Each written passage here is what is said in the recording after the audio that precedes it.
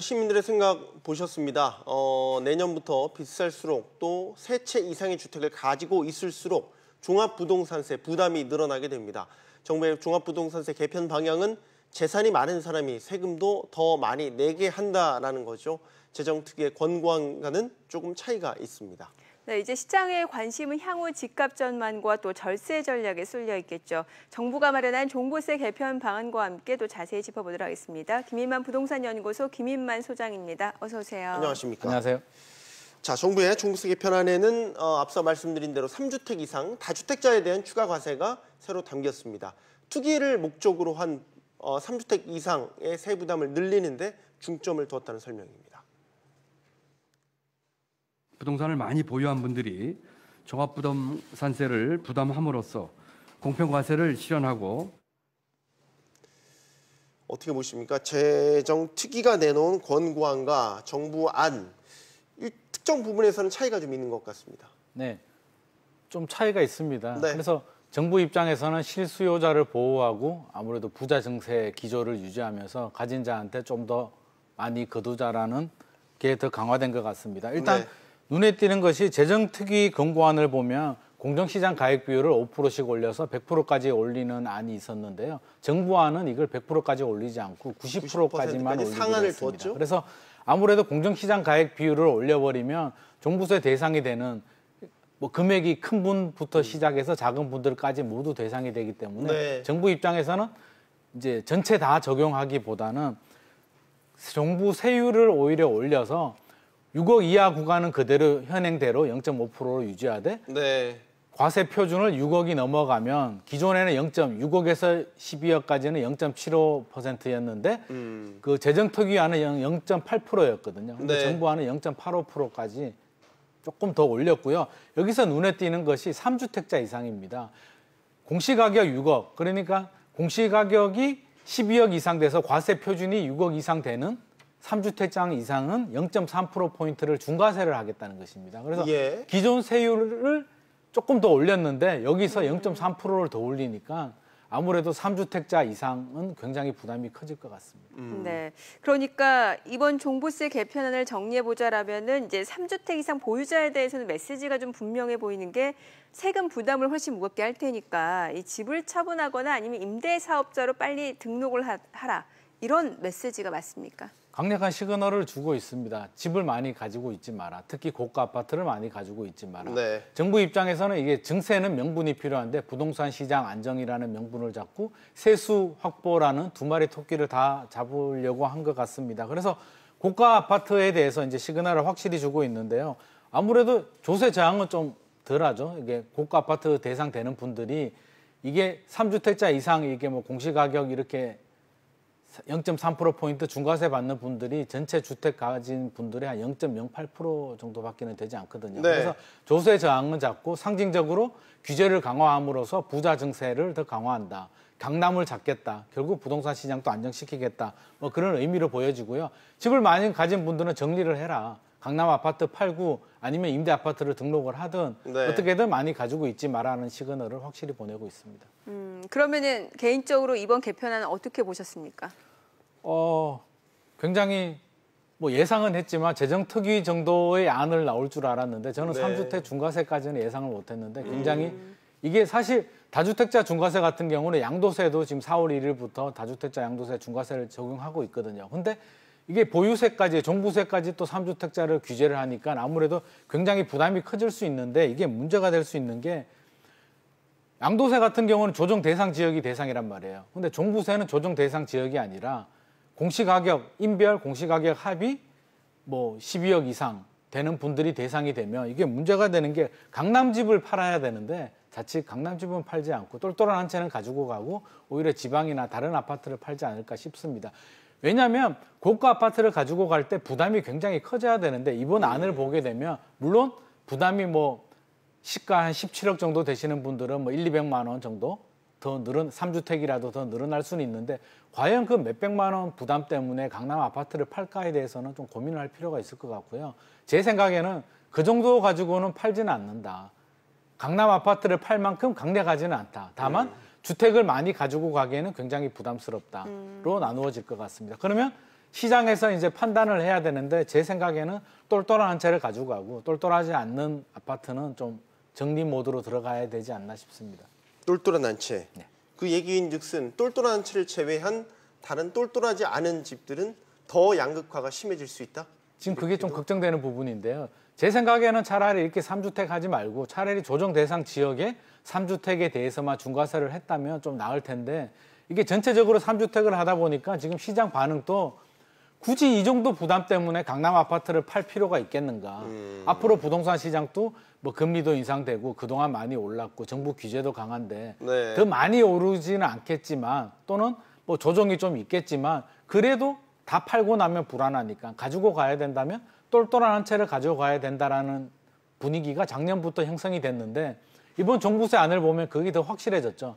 이제 진짜 똘똘한 한 채만 가지고 가야겠다. 어설픈 아파트들은 가지고 가면 오히려 강남 아파트에 더 영향을 주겠다라는 심리가 확산되면서 최근에 이게 발표되면서 이제 강남 부동산 시장도 약간 매수세가 늘어나는 분위기인 것 같습니다. 네. 그 말씀 주신 강남 쪽에서의 매수 심리가 좀 되살아난 것 같다는 말씀을 주셨는데 네. 그래서 이제 최근에 강남구하고 서초구 일대에서 이 고가 아파트들이 다시 한번 좀 거래가 재개되고 있다라는 얘기가 나오더라고요. 아무래도 좀 불확실성이 제거된 영향도 크고요. 이게 사실 정부가 보유세를 계속 작년부터 이제 뜸들이면서 계속 겁을 줬는데 이제 확정이 됐단 말이에요. 이렇게 네. 하겠다. 예. 카드를 받아들였는데 보니까 좀 뭐 다주택자는 부담스럽긴 하지만 이 정도 가지고 팔 정도는 아니다. 그렇게 본다면 똘똘한 아파트 한 채를 가지고 가야겠다. 강남으로 그 매수 대기세가 움직였다라고 볼 수 있겠고요. 대치동 음마아파트 전용 면적 76제곱미터 같은 경우에 13억 후반대까지 좀 매매가 됐었는데 최근에 15억까지 회복을 했습니다. 예. 그래서 이런 현상은 뭐 대치동, 압구정동, 반포, 강남 핵심 지역에 공통적으로 나타나는 현상이고요. 당분간은 이제 불확실성이 제거되고 똘똘한 한 채 분위기가 살아나면서 숨죽여 있던 강남 매수세가 또 약간은 좀 살아나지 않을까 예상이 됩니다. 네. 강북 뭐 주요 단지들은 보니까 데이터를 보니까 지난달 줄줄이 또 신고가를 썼다고 하죠. 한 예로 뭐 마포 염리동 마포자의 경우는 이제 올해 들어서 신고가를 기록했다고 하고 강북은 어떻습니까? 강남권과 본격적인 갭 메우기에 들어가는 거라고 봐야 되겠습니까? 갭 메우기가 시작이 됐고요. 올 한 2월, 3월부터 강남은 조정기에 들어갔는데 강북은 조정기 들어가지 않았습니다. 오히려 더 상승을 했고요. 네. 그 이유는 정부 규제가 고가 아파트에 집중이 됐지만 특히 재건축 초과이익 환수 같은 강남 아파트에 집중이 됐거든요. 네. 그러다 보니까 상대적으로 규제가 좀 느슨한 풍선 효과가 나타나서 강북의 새 아파트, 강북 인기 지역으로 좀 집중이 됐고요. 또 갭 메우기죠. 작년에 강남이 굉장히 많이 올랐단 말이에요. 그러다 네. 보니까 강북의 새 아파트가 강남하고 차이가 많이 벌어지니까 우리도 더 올라도 되겠다라는 여지가 생긴 거죠. 실제로 아까 말씀하신 염리동, 마포자이 같은 경우에 10억 6,500만 원으로 신고가를 기록했고요. 네. 이런 현상은 뭐 이 아파트뿐만 아니라 공동 레미안 2차, 뭐 왕신빈 뉴타운이죠. 텐즈힐, 서대문, DMC 레미안 이편한 세상 골고루 최근에 지어진 새 아파트 위주로 골고루 이런 현상이 나타나고 있습니다. 네. 그럼 지방은 어떻습니까? 양극화가 더 심해지지 않을까 싶어요. 굉장히 걱정되는 부분인데요. 예. 제가 며칠 전에도 이제 대구에 한번 다녀왔었는데 네. 그나마 부동산 시장이 괜찮다는 대구도 요즘 약간 좀 주춤하는 상황이거든요. 수성구 쪽은 좀 탄탄하지만 분위기가 예전만은 못한데 이게 괜히 이게 종부세 안을 보면 이게 똘똘한 한 채, 정부의 안은 그건 아니죠. 정부의 목표는 강남 아파트를 팔아라, 고가 아파트를 다주택자를 잡겠다는 것인데 시장의 반응은 똘똘한 한 채를 가지고 가고 오히려 안 똘똘한 한 채를 정리하자는 분위기가 되면서 오히려 지금 안 그래도 주춤한 지방 아파트 시장이 더 영향을 받지 않을까 싶습니다. 특히 문제가 되는 게 요즘 내수 경기가 좀 안 좋거든요. 침체가 되면서 지방 같은 경우는 이제 산업 단지를 끼고 있는 중소도시들이 많습니다. 뭐 구미도 그렇고요. 창원, 거제, 울산, 뭐 군산 전체적으로 안 그래도 분위기가 안 좋고 부동산 시장이 안 좋은데 똘똘한 한 채 분위기가 되면서 오히려 지방 아파트들은 더 된세를 맞을 가능성이 높을 것 같습니다. 뭐 직접적인 영향은 아니겠지만 마지막으로 전월세 시장까지 좀 전망을 해주신다면요? 전월세 시장은 좀 주춤하다가 서울 같은 경우는 최근에 약간 회복세를 보이고 있는데 아무래도 네. 계절적인 요인, 이사철, 여름 방학이 맞물리면서 좀 이사 수요가 좀 늘어난 것 같고요. 전반적으로 서울 같은 경우는 이제 수요 대비 보면 한 연 4만 가구 정도 입주 물량을 소화할 수 있는 능력은 되는데 네. 서울 입주 물량을 보면 올해도 그렇고요. 내년도 그렇고요. 그렇게 과하다. 4만 가구가 넘지는 않거든요. 그래서 소화 물량이 걸릴 정도는 아닌데 단 헬리오시티나 강동구나 입주 물량이 한꺼번에 좀 많이 나오는 송파나 강동 이런 지역들은 당분간 전세 시장은 좀 약세가 될 것 같습니다. 네. 자, 그럼 다시 종부세로 좀 돌아와서 네. 얘기를 해볼게요. 지금 뭐 일각에서는 서울의 강남의 비싼 집 한 채를 가져도 오히려 지방의 여러 채를 가진 사람보다 세금 부담이 더 적을 수 있다.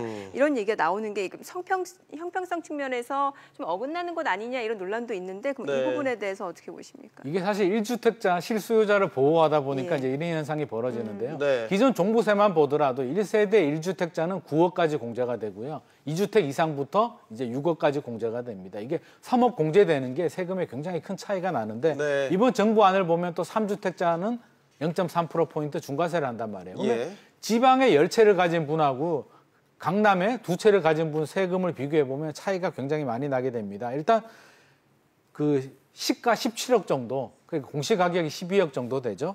만약에 1주택만 가지고 있는 분들 같으면 세금 부담이 내년 같은 경우에 한 10만 원이 채 늘어나지가 않습니다. 근데 같은 공시가격이 한 12억 정도 되더라도 3주택 이상 되는 분들은 한 200만 원 정도가 늘어나거든요. 그래서 지방에 여러 채 가진 분들은 부담이 더 늘어나게 되고 서울에 강남에 한 채나 두 채 가지면 한 채는 더 부담이 적고요. 네. 두 채까지도 중과세가 적용되지 않기 때문에 오히려 형평성 문제는 좀 있을 것 같습니다. 그리고 여기서 좀 짚어봐야 될 게 사실 다주택자들 3주택, 5주택, 10주택 가지신 분들을 좀 살펴보면 강남에 여러 채를 가진 분들은 많지가 않거든요. 강남 아파트는 기본적으로 요즘 뭐 20억, 25억, 새 아파트들은 27억, 28억이 간단 말이에요.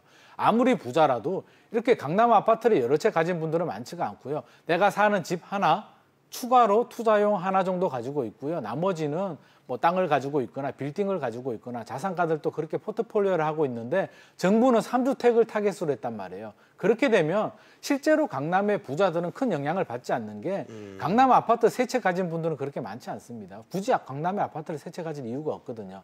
그러면 문제가 되는 게 강남 아파트 어설프게 한 채를 가지고 있고 지방이나 수도권, 경기도에 여러 채를 가진 분들이 이제 더 큰 타격을 받을 수 있기 때문에 정부에서 바라는 강남을 잡기에는 사실 좀 이게 형평성 문제라든지 여러 가지 문제가 좀 있지 않을까 싶습니다.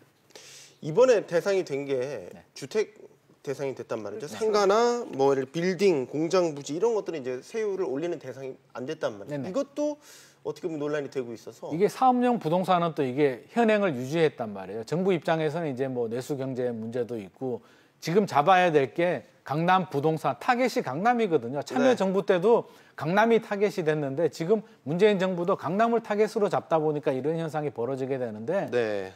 결국 시장에서는 반응을 하게 되는데 똘똘 한 채를 가지고 가거나 아니면 빌딩이라든지 뭐 상가로 눈을 돌려서 사업용 부동산으로 눈을 돌리는 이게 수요도 늘어날 것 같습니다. 알겠습니다. 그렇군요.